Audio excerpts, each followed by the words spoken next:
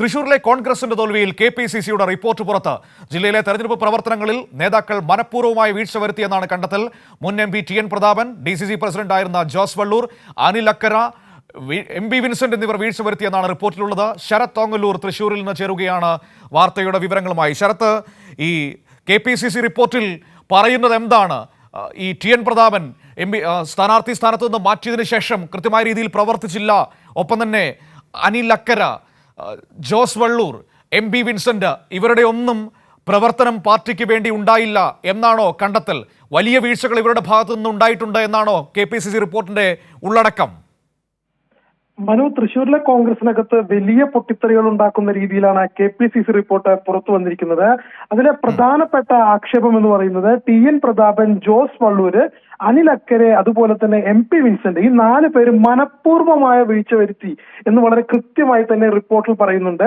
മറ്റൊരു പ്രധാനപ്പെട്ട കാര്യം, 2019 തെരഞ്ഞെടുപ്പിന് ശേഷം MP ആയി തെരഞ്ഞെടുക്കപ്പെട്ട ടി.എൻ. പ്രതാപൻ ആദ്യ 2 വർഷത്തിന് ശേഷം ഗുരുവായൂർ, മണലൂർ മണ്ഡലങ്ങൾ കേന്ദ്രീകരിച്ച് മാത്രമാണ് പ്രവർത്തിച്ചത്.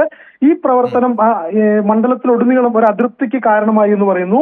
മറ്റൊരു കാര്യം, തെരഞ്ഞെടുപ്പിന് 1.5 വർഷം മുമ്പ് താൻ ഇനി മത്സരിക്കാനില്ല എന്നൊരു പ്രഖ്യാപനം നിലവിലെ MP നടത്തിയത് സുരേഷ് ഗോപിക്ക് എതിരാളികളില്ല എന്നൊരു പ്രതീതി സൃഷ്ടിച്ചു എന്നൊരു കണ്ടെത്തൽ ഈ റിപ്പോർട്ടിന്റെ ഭാഗമായിട്ടുണ്ട്. മറ്റൊരു പ്രധാനപ്പെട്ട കാര്യം, ഈ തെരഞ്ഞെടുപ്പ് 2024 പൊതു തെരഞ്ഞെടുപ്പിന് തൊട്ട് മുമ്പ് മാറ്റിയ ബ്ലോക്ക് പ്രസിഡന്റുമാരിൽ ജനങ്ങൾ അല്ലെങ്കിൽ വോട്ടർമാർ തൃപ്തരായിരുന്നില്ല, പ്രവർത്തകർ തൃപ്തരായിരുന്നില്ല. ചില നേതാക്കളുടെ താല്പര്യപ്രകാരം അവരുടെ നോമിനികളെ മാത്രമാണ് ഇത്തരത്തിൽ ബ്ലോക്ക് പ്രസിഡന്റുമാരാക്കിയത്. ഈ ബ്ലോക്ക് പ്രസിഡന്റുമാരുടെ പുനഃസംഘടന വലിയ രീതിയിൽ പാർട്ടിക്ക് ദോഷം ചെയ്തു എന്നൊരു കണ്ടെത്തൽ ഈ റിപ്പോർട്ടിന്റെ ഭാഗമായിട്ടുണ്ട്. മറ്റു വളരെ പ്രധാനപ്പെട്ട ഒരു കാര്യം എന്ന് പറയുന്നത്, തൃശൂർ നഗരത്തിലെയും ഒല്ലൂർ ഉൾപ്പെടെയുള്ള നിയമസഭാ മണ്ഡലത്തിലെയും ഫ്ളാറ്റുകൾ കേന്ദ്രീകരിച്ചുകൊണ്ട് 75,000-ഓളം പുതിയ വോട്ടർമാരെ ചേർത്തി BJP എന്നൊരു കണ്ടെത്തലുണ്ടായിരുന്നു. എന്നാൽ ഇത് തെരഞ്ഞെടുപ്പിന്റെ മുമ്പ് ഇത്തരത്തിൽ കണ്ടെത്തൽ, അത് വ്യാജ വോട്ടർമാരാണ്, ഇത്തരത്തിൽ അവരെ കണ്ടെത്തുന്നതിനോ അത് നീക്കം ചെയ്യാൻ നടപടി എടുപ്പിക്കുന്നതിനോ കോൺഗ്രസ് എന്ന സംവിധാനത്തിന് കഴിഞ്ഞില്ല, കാര്യക്ഷമമായി പ്രവർത്തിക്കാൻ കഴിഞ്ഞില്ല എന്നൊരു ആക്ഷേപം റിപ്പോർട്ടിനകത്തുണ്ട്. മറ്റൊരു പ്രധാനപ്പെട്ട കാര്യം, UDYF, അതായത് യുവജന സംഘടന, ഐക്യജനാധിപത്യ മുന്നണിയുടെ യുവജന സംഘടനകളുടെ സംയുക്ത സംഘടനയായ UDYF-നെ കൃത്യമായി നയിക്കുന്നതിന് യൂത്ത് കോൺഗ്രസ് നേതൃത്വത്തിന് കഴിവുണ്ടായില്ല എന്ന് പറയുന്നു.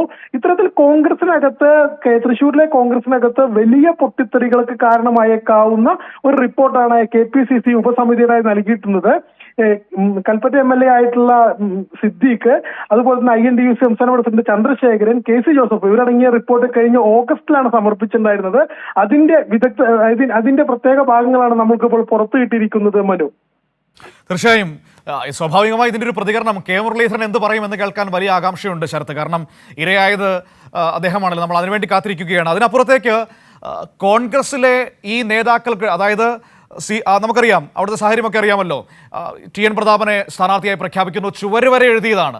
അതിനുശേഷം വളരെ വേഗത്തിൽ മുരളീധരനെ കൊണ്ടുവരികയാണ് വടകരയിൽ നിന്ന്. അതിനെക്കുറിച്ചുള്ള അഡ്ജസ്റ്റ്മെന്റ് രാഷ്ട്രീയത്തിൻ്റെ ചർച്ചകളൊക്കെ ഒരുപാട് നമ്മുടെ മുന്നിൽ നടന്നതാണ്. അപ്പോൾ ഇതിൻ്റെ ഭാഗമായി വലിയ നിസ്സഹകരണം തൃശ്ശൂരിലെ കോൺഗ്രസിനുള്ളിൽ സംഭവിച്ചു. അത് തോൽവിക്കിടയാക്കി എന്നതാണ് ഇപ്പോൾ ആ റിപ്പോർട്ടിൻ്റെ ഒരു ചുരുക്കമെന്ന് പറയുന്നത്. തീർച്ചയായിട്ടും അത് തന്നെയാണ്. ഇതിനകത്ത് മുരളീധരനെ വടകരയിൽ നിന്ന് ഇങ്ങോട്ട് മാറ്റി ടി.എൻ. പ്രതാപന്റെ പ്രവർത്തനങ്ങൾ തുടങ്ങിയ സാഹചര്യത്തിലും ഇങ്ങോട്ട് മാറ്റി കൊണ്ടുവന്നു. അതിനുശേഷം മുരളീധരനെ മത്സരിപ്പിക്കാൻ ഹൈക്കമാൻഡിന്റെ തീരുമാനത്തിന്റെ അടിസ്ഥാനത്തിൽ മുരളീധരൻ സ്ഥാനാർത്ഥിയാവുന്നു.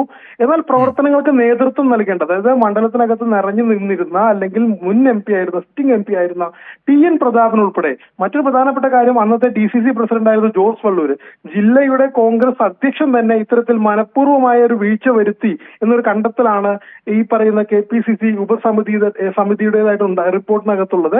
മറ്റൊരു പ്രധാനപ്പെട്ട കാര്യം, ഇത്തരത്തിലൊരു റിപ്പോർട്ട് പുറത്തു വരുന്നുണ്ട് എന്ന് വിവരം കിട്ടിയതിന്റെ അടിസ്ഥാനത്തിലായിരിക്കണം അനിൽ അക്കരെ ഇതിന്റെ ചില പ്രസക്ത ഭാഗങ്ങൾ ഫേസ്ബുക്കിൽ പോസ്റ്റ് ചെയ്ത് വ്യാജം, 100% വ്യാജം എന്നൊരു ഫേസ്ബുക്ക് പോസ്റ്റ് ഇട്ടു. എന്നാൽ ഏതാനും നിമിഷങ്ങൾക്കകം അത് അനിൽ അക്കരെ തന്നെ ഡിലീറ്റ് ചെയ്യുന്ന ഒരു സാഹചര്യവും ഉണ്ടായി. എന്തായാലും ഇത്തരത്തില് കോൺഗ്രസിനകത്ത് വലിയ രീതിയിൽ ഈ തൃശ്ശൂരിലെ കോൺഗ്രസിനകത്ത് വലിയ പൊട്ടിത്തെറികൾക്ക് കാരണമായേക്കാവുന്ന ഒരു റിപ്പോർട്ടിന്റെ പ്രസക്ത ഭാഗങ്ങളാണ് മനു പുറത്തു വന്നിരിക്കുന്നത്. അല്ല, നമ്മൾ എത്രയോ തവണ കണ്ടതാണ്. ഈ റിപ്പോർട്ട് ഇപ്പോൾ പുറത്തു വന്നതേ എന്നുള്ളൂ. അതല്ലാതെ അവിടുത്തെ പ്രവർത്തകർക്കടക്കം ഈ കാര്യത്തിൽ വ്യക്തതയുണ്ടല്ലോ. മുരളീധരനടക്കം പലവട്ടം പേര് പരസ്യമായി പറഞ്ഞില്ലെങ്കിൽ പോലും കുത്തി പറയുന്നത് നമ്മൾ കണ്ടതാണല്ലോ. പോസ്റ്റർ പ്രതിഷേധം, DCC ഓഫീസിലെ കൂട്ടയടി, ഇതൊക്കെ നമ്മൾ എത്രയോ കണ്ടതാണ് ശരത്ത്. അതുകൊണ്ട് ഈ റിപ്പോർട്ട് ഇപ്പോൾ പുറത്തു വന്നു എന്നതിനപ്പുറത്തേക്ക് ഇതിലെ കണ്ടെത്തലുകളിൽ ഏതെങ്കിലും തരത്തിലുള്ള അത്ഭുതത്തിന്റെ ആവശ്യമുണ്ടോ? അല്ല, മനു പറഞ്ഞ പോലെ തന്നെ തെരഞ്ഞെടുപ്പ് കഴിഞ്ഞ ഘട്ടത്തിൽ തന്നെ ഈ റിപ്പോർട്ടിനകത്ത് പേരുള്ള ഓരോരുത്തരുടെയും പേരിൽ പ്രവർത്തകർ ഇത്തരത്തിൽ പോസ്റ്ററുകൾ പതിക്കുകയും അവരുടെ പേരിൽ അവരുടെ അനുയായികളെ കൈകാര്യം ചെയ്യുന്ന ഒരു സാഹചര്യം കൂടി DCC ഓഫീസിൽ വെച്ച് കണ്ടിട്ടുള്ളതാണ്. അതുപോലെ തന്നെ ഈ പരാജയപ്പെട്ട 3-ാം സ്ഥാനത്തേക്ക് പിന്തള്ളപ്പെട്ട മുരളീധരൻ വളരെ കൃത്യമായി കൊണ്ട് തന്നെ ഇതിനകത്ത് പല ഘട്ടങ്ങളിൽ കുത്തി സംസാരിക്കുന്നത് നമ്മൾ കണ്ടിട്ടുണ്ട്. അതായത് കോൺഗ്രസ് പ്രവർത്തകരെ സംബന്ധിച്ചോ അല്ലെങ്കിൽ ഈ വാർത്ത അല്ലെങ്കിൽ ഈ സംഭവം ഫോളോ ചെയ്യുന്ന ആളെ സംബന്ധിച്ചോ ഈ റിപ്പോർട്ടിനകത്തെ കണ്ടെത്തലുകൾക്കകത്ത് വലിയ അത്ഭുതങ്ങൾക്കൊന്നും വഴിയില്ല.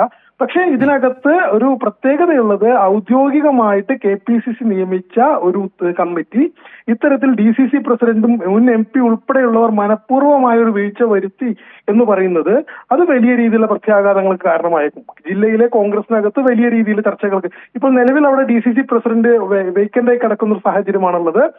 പാലക്കാട് MP ആയിട്ടുള്ള VK ശ്രീകണ്ഠനാണ് DCC പ്രസിഡന്റിന്റെ ചുമതല. പല രീതിയിലുള്ള ചർച്ചകൾ പുരോഗമിക്കുന്നുണ്ടായിരുന്നു DCC പ്രസിഡന്റുമായി ബന്ധപ്പെട്ടുകൊണ്ട്. അതിനകത്ത് ജോസ് വള്ളൂരിനെ, ഇതിനകത്ത് റിപ്പോർട്ടിനകത്ത് പരാമർശിക്കപ്പെട്ട ജോസ് വള്ളൂരിന് വേണ്ടി സുധാകരൻ നേരിട്ട് ഇടപെടുന്ന ഒരു രീതി ഉണ്ടായിരുന്നു. എന്നാൽ അതിനെ ജില്ലയിലെ തന്നെ മുതിർന്ന കോൺഗ്രസ് നേതാക്കൾ പലരും എതിർത്തിരുന്നു. ആ ഒരു സാഹചര്യത്തിൽ പുതിയ DCC പ്രസിഡന്റിന്റെ നിയമനം ഉൾപ്പെടെയുള്ള കാര്യങ്ങൾക്കകത്ത് വലിയ സ്വാധീനം അല്ലെങ്കിൽ വലിയ രീതിയിലുള്ള തർക്കങ്ങൾക്ക് കാരണമായേക്കാവുന്ന ഒരു റിപ്പോർട്ടാണ് KPCCയുടേതായി ഇപ്പോൾ പുറത്തു വന്നിരിക്കുന്നത്. മനു, ശരി, നമുക്ക് നോക്കാം ശരത്ത്, ആ റിപ്പോർട്ടിന്റെ തുടർച്ചയിൽ ഏതെങ്കിലും തരത്തിലുള്ള ചലനങ്ങളാണ് കോൺഗ്രസിൽ ഉണ്ടാകാൻ പോകുന്നതെന്ന്. ഏറ്റവും ആകാംക്ഷയോടെ കാത്തിരിക്കുന്നത് മുരളീധരൻ ഇപ്പോൾ ഈ പുറത്തു വന്ന റിപ്പോർട്ടിനെ കുറിച്ച് എന്തു പറയും എന്നറിയാൻ വേണ്ടിയിട്ടാണ്. പതിവ് പോലെ അനിൽ അക്കര ഫേസ്ബുക്കിൽ പോസ്റ്റ് ഇട്ടു, അത് വലിച്ചുകൊണ്ട് ഓടിയിട്ടുണ്ട്, അതങ്ങനെ സംഭവിച്ചിട്ടുണ്ട്. അനിൽ അക്കര, ഒപ്പം തന്നെ ജോസ് വള്ളൂർ, MB വിൻസെന്റ്, TN പ്രതാപൻ, അവർക്കെതിരെയാണ് ശക്തമായ പ്രതികരണം ഈ റിപ്പോർട്ടിലുള്ളത്. ഇവരുടെയൊക്കെ നിരുത്തരവാദപരമായ പ്രവർത്തനമാണ് തോൽവിക്ക് കാരണമെന്ന ഗുരുതരമായ കണ്ടെത്തലാണ് KPCC റിപ്പോർട്ടിൽ നമുക്കിപ്പോൾ കാണാൻ കഴിയുന്നത്. നോക്കാം അതിൻ്റെ തുടർചലനങ്ങൾ എങ്ങനെയായിരിക്കുമെന്ന്. വരും സമയങ്ങളിൽ ഒരുപക്ഷേ ഇന്നത്തെ പ്രധാനപ്പെട്ട കോൺഗ്രസ് രാഷ്ട്രീയ ചർച്ചകളിലൊന്ന് അത് തന്നെയായിരിക്കും.